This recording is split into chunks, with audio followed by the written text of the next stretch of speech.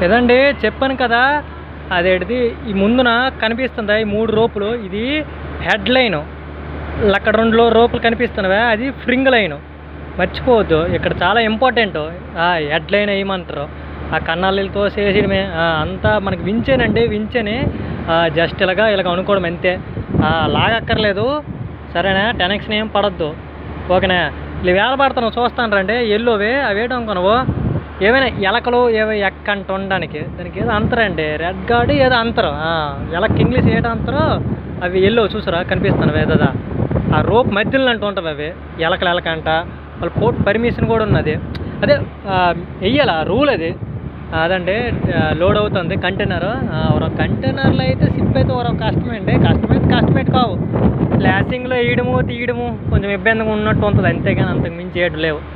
Only ల్యాసింగ్లకి extra డబ్బులు వస్తుంది, సరేనే? టెన్షన్ ఏం పడద్దు, సరదా రండి. ఓన్లీ ఈ పోర్ట్ మాత్రం కంటైనర్ల పోర్ట్ అయితే, ఓన్లీ కంటైనర్లు డిస్టర్జ్ అవుతుంది, కంటైనర్లు వెళ్తాయి. అంత రాజు బాగుంటుంది చూడండి, సింగంలోకి వచ్చేస్తుంది అది చిన్న టక్కు.